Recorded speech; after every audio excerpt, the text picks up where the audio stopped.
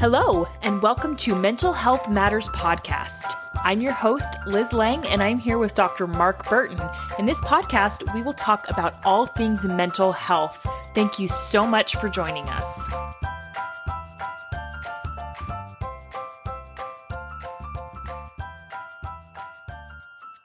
Hey guys, Liz Lang here with Dr. Mark Burton, and this week we're going to get into blended families.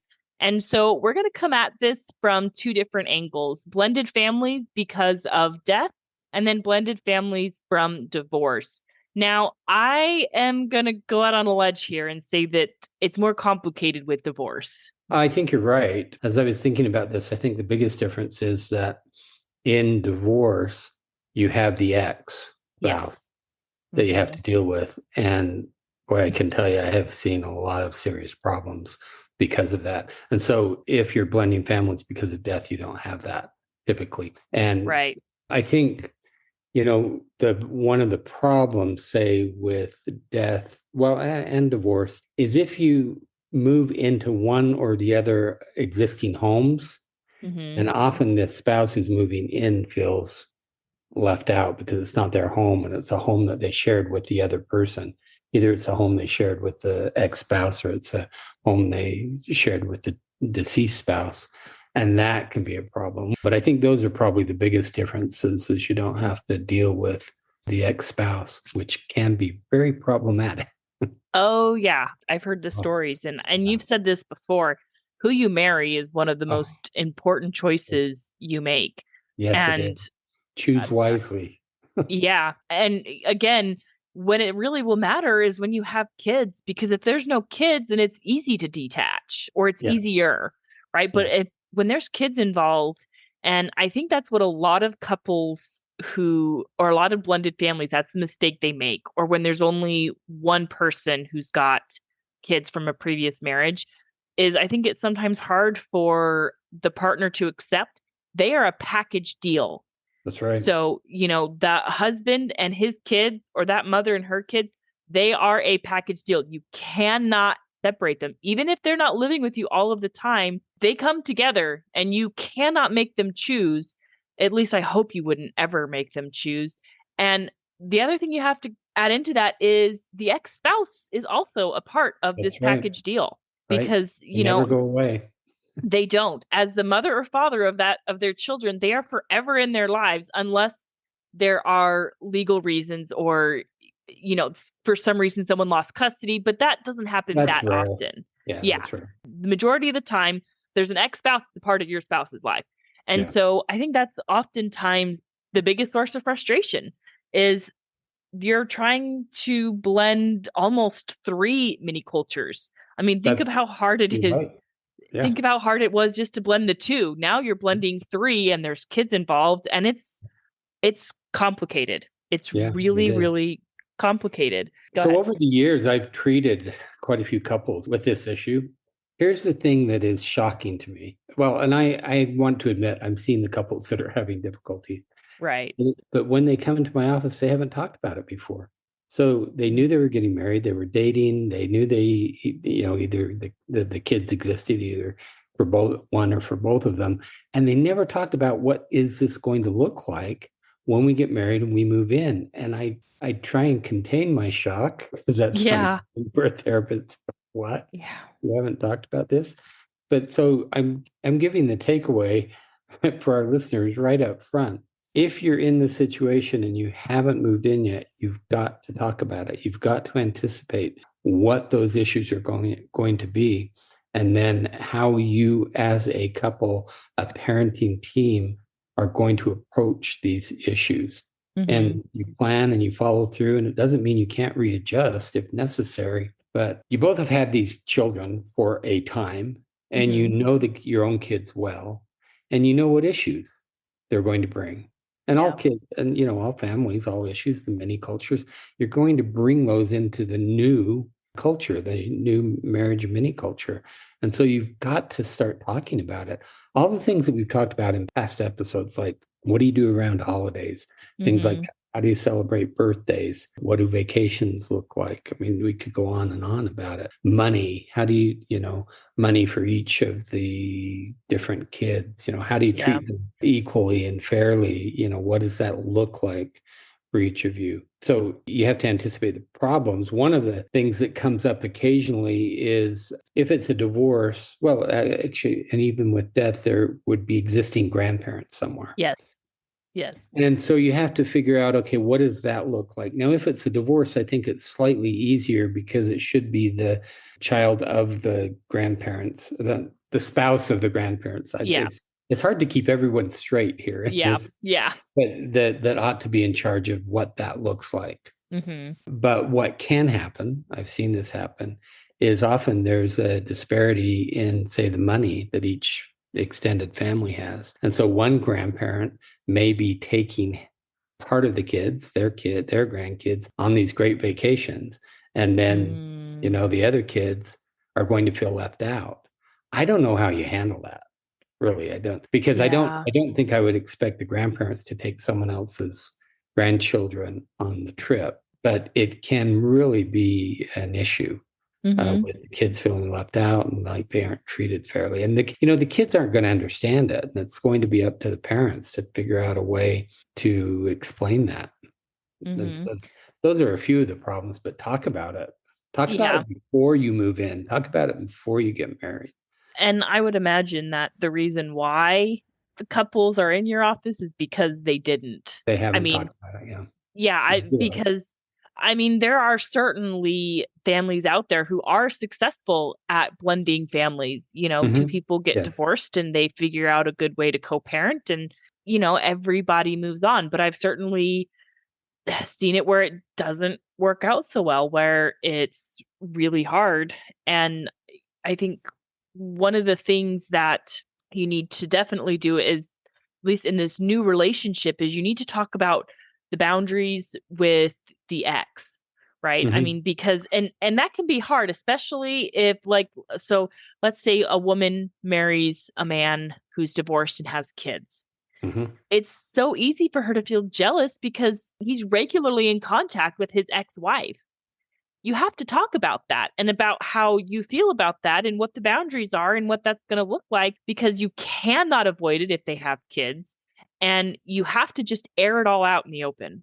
That's right. And you have to anticipate what the issues might be. Now that there's a reason that that couple got divorced. Mhm. And so let's say the husband, in this case, the scenario that you gave, Mhm. knows what the potential issues are going to be, and you have to throw them out there. Yeah. What I have seen is, and this goes with either husbands or wives in new blended marriage situations, is that they expect their new spouse to be able to control the old spouse in some way, Mm-mm. the ex-spouse.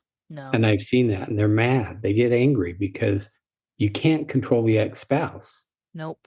And it's often a problem, for instance, if there are different expectations and consequences in the different homes. Yeah. So the child's moving between one home and the other. And it ideally, the parents would be on the same page and they'd have the same expectations and consequences. But sadly, I haven't seen that be the case often. Uh, Mhm. and you can't control the other parent. And so, as the new spouse, let's call it, you can't expect your husband or wife to control the other ex spouse. It's just not Yep. going to happen. And I Mhm. have seen that be an issue, a contentious issue in a lot of these relationships because they want the ex spouse to be doing something different.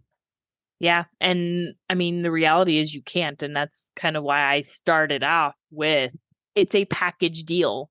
That Yeah. Yeah. ex-spouse is a package deal. That, I mean, if there are kids involved, that ex-spouse is forever a part of your spouse's lives.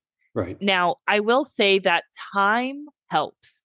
So I want to give the example of my own family on Curtis's side, and we're all very well blended together.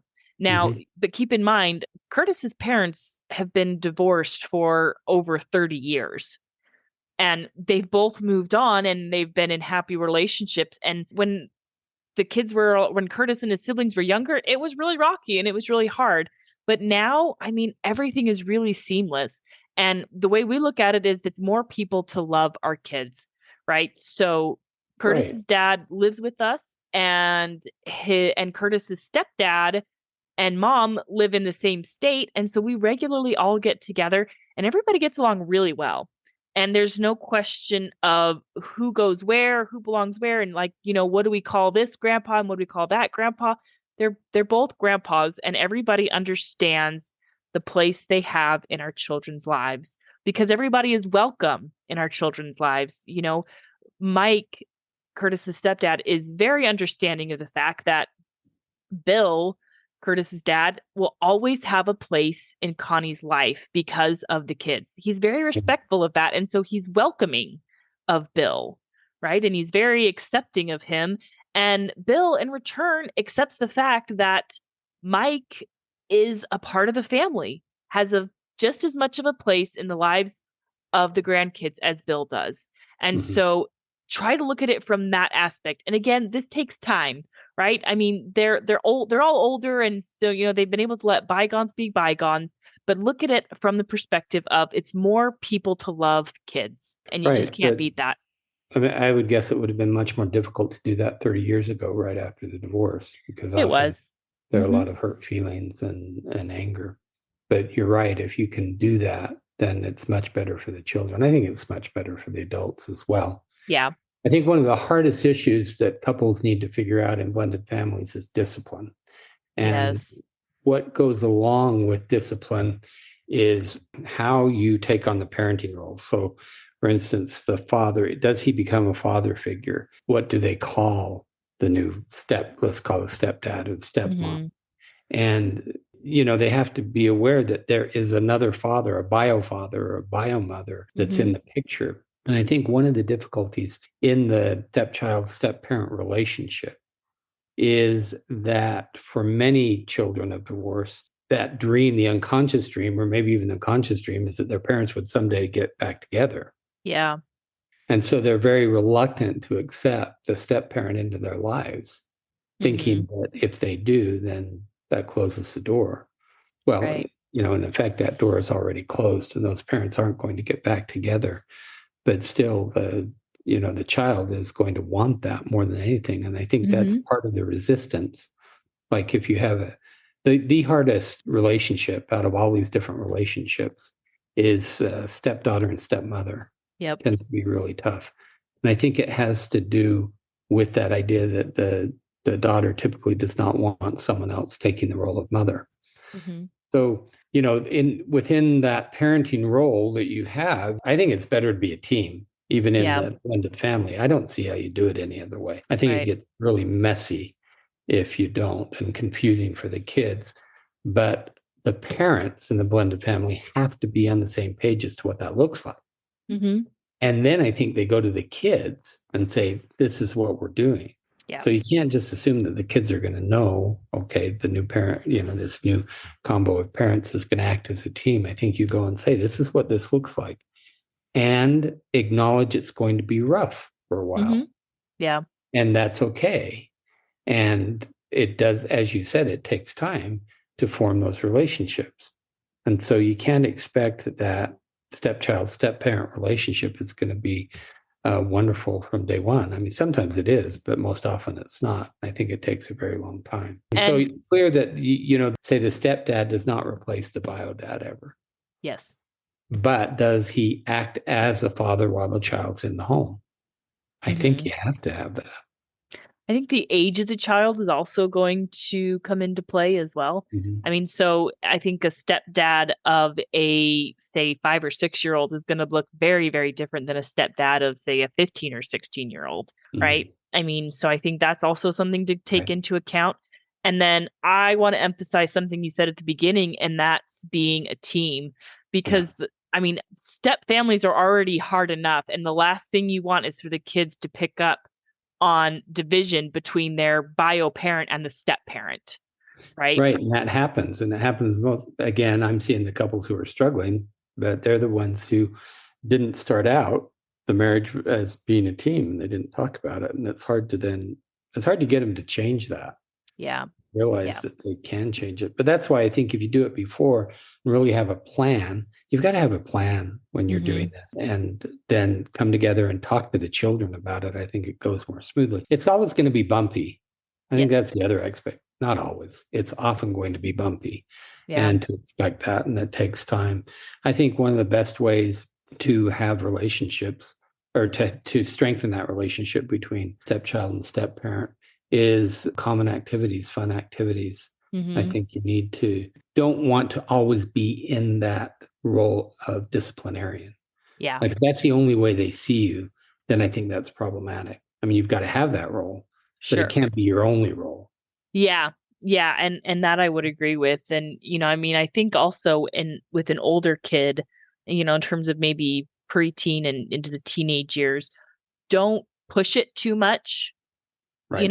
I think that's Yeah. going to be really crucial and especially don't try to push a friendship on them, right? I Right. mean, let the child come to you and be a friend, right? I mean, obviously hopefully you have your expectations and your boundaries laid out already, but in terms of, if they're struggling or if they're having a problem, don't just start trying to offer advice.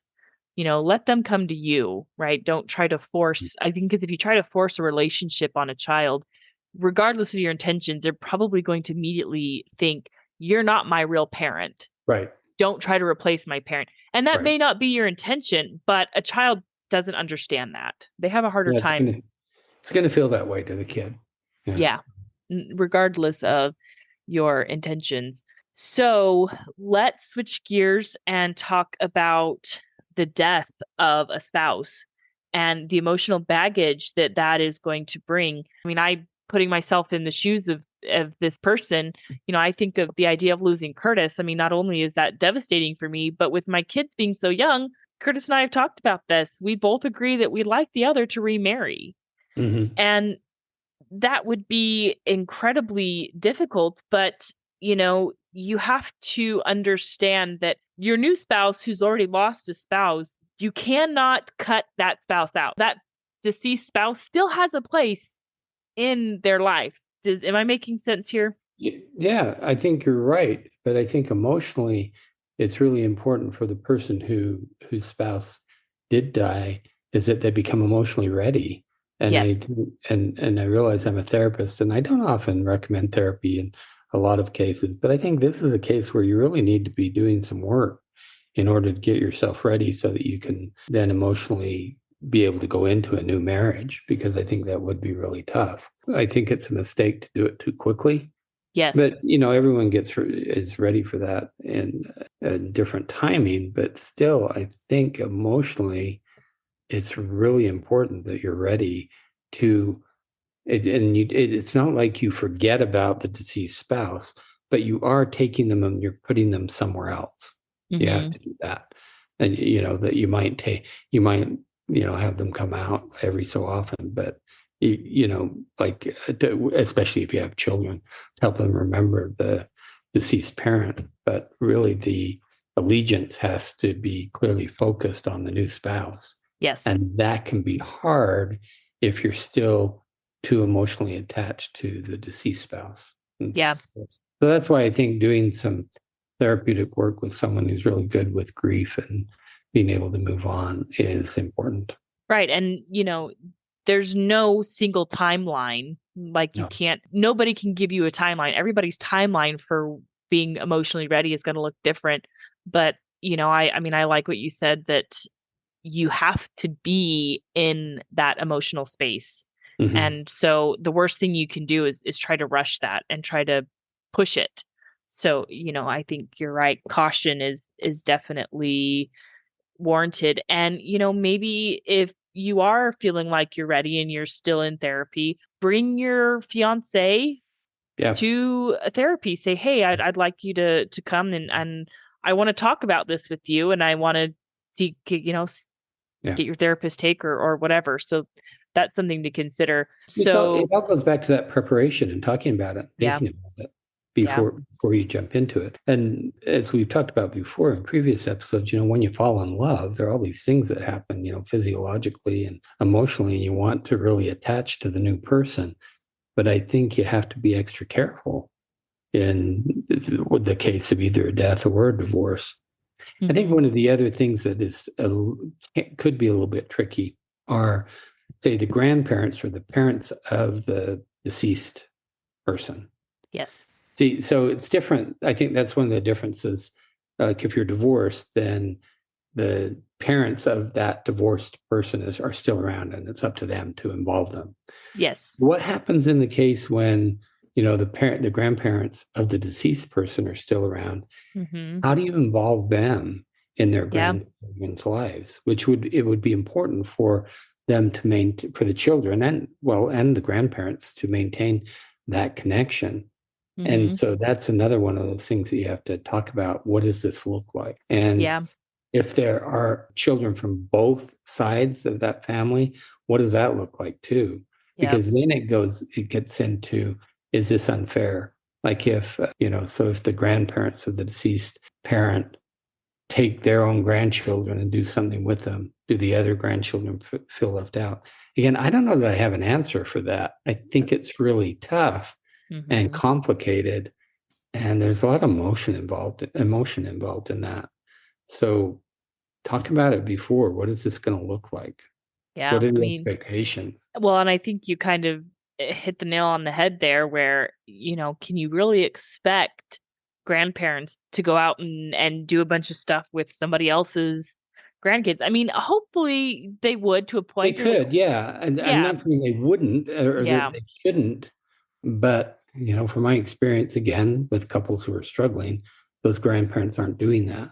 yeah. Ideally, they would, though. I agree Mm-hmm. with you on that. That somehow they would see that they would be able to see that this is a new family unit. Yeah, And so even though these other grandchildren they're part of this family unit. yeah, yeah. And so hopefully the grandparents actually on both sides would see that, whether it's divorce or death of a spouse. Now that I'm thinking about it, I think that that's probably the better way to approach it. If in an ideal situation is that the grandparents see the new family as a unit and Mm-hmm. treat them that way. That's what my grandparents have done, and my grandparents have been married for probably been close to 55, maybe even 56 years now. And they had 9 kids. Mm-hmm. And so, there's been Some marriages, divorces in there, yeah, yeah. yeah, divorces and remarriages. And, my grandma has never looked at a new grandchild. She doesn't have step grandchildren. She just has more grandchildren.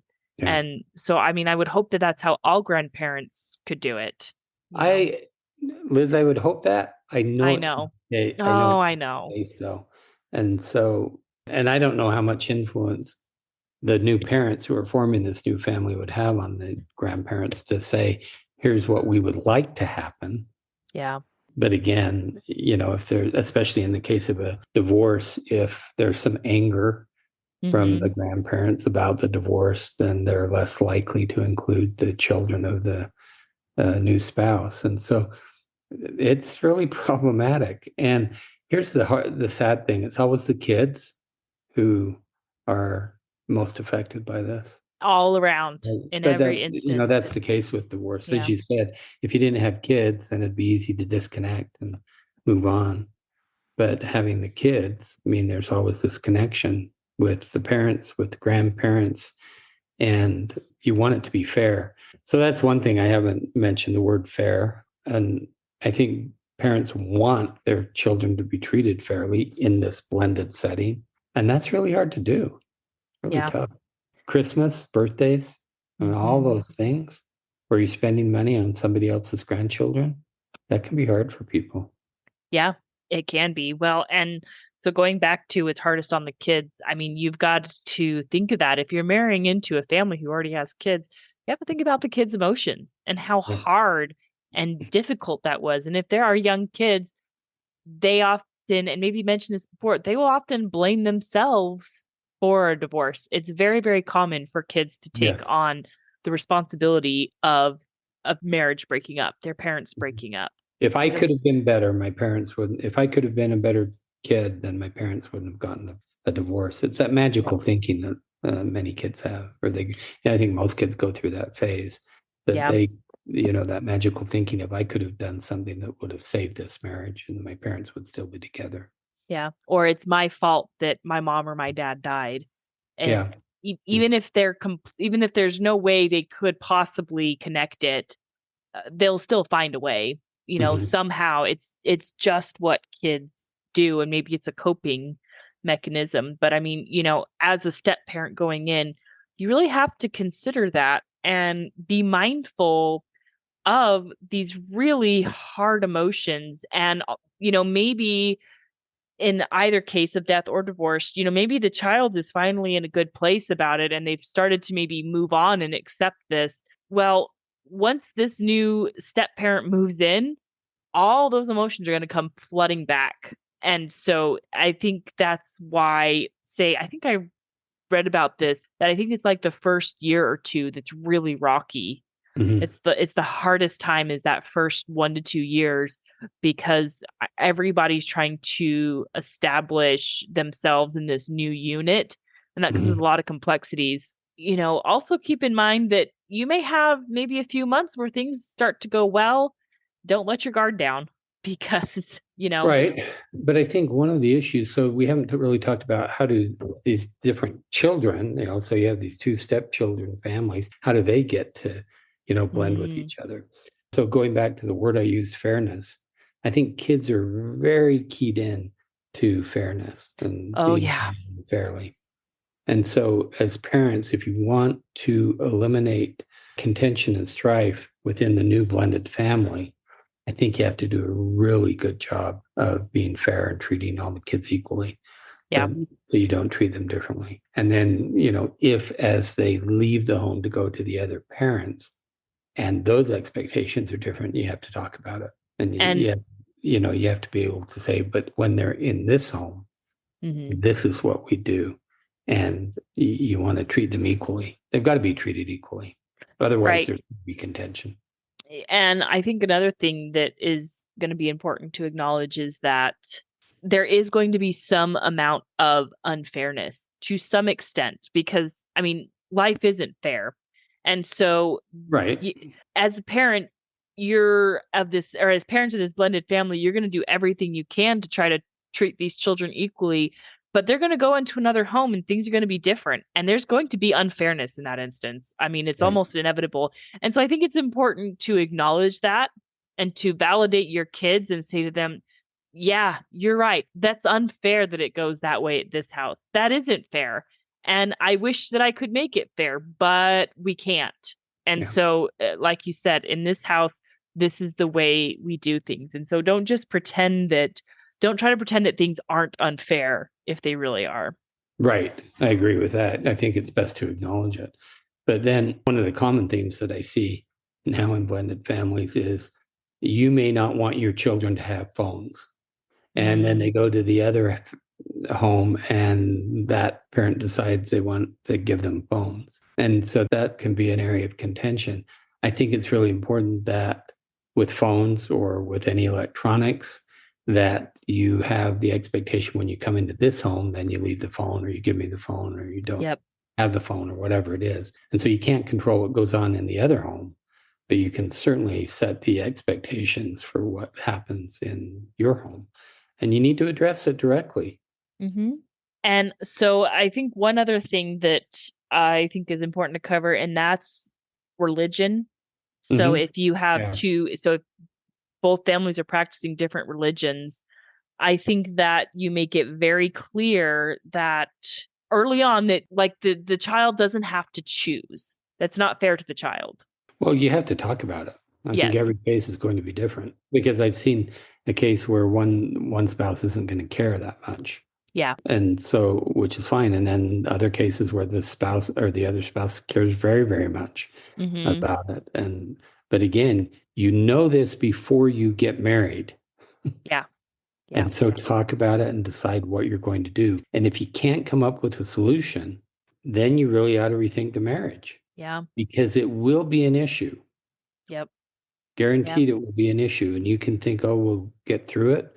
Do not think that. Do go into it knowing what your expectations, what the plan is. And I think that can be very different, for every couple. But again, it's talking about it and coming up with a decision before you do it.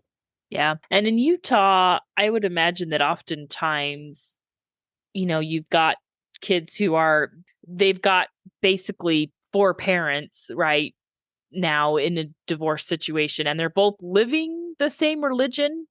I would imagine that that's maybe a Well, little more that's easier. common. Yeah. I mean, Yeah. that's not as difficult. But again, I don't see those families where it's working. I see the families where it's not working and where Yeah. there is contention about whether they go to church or not. Mm-hmm. Yeah. Yeah. And I mean, because religion is really important to a lot of people, and it is a Mhm. big deal, right? I Yeah. mean, because, religion is not to some people or to a lot of people. I mean, if religion is insignificant, then you're going to be okay. But if religion is a significant part of your life, then, you have to either be okay with it, with, this child that you may even love and consider you may love like one of your own. You have to be okay with the fact that they may not be a part of your religion. You have to be Right. okay with that. You have to be respectful of that. Right. And that's why, to me, that's behavior. And I've said many times, it's never about love.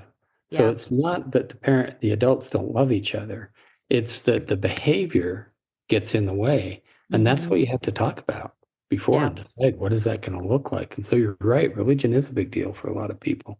Hmm. You have Yeah. to solve that before. And so I think when I said what we were talking about the death of a spouse and you have to be emotionally ready to enter into another marriage, I think the same is true with divorce. And Yeah. often, you fall in love and you want to be with this person, but that doesn't necessarily mean you're emotionally ready Yep. to go into another relationship.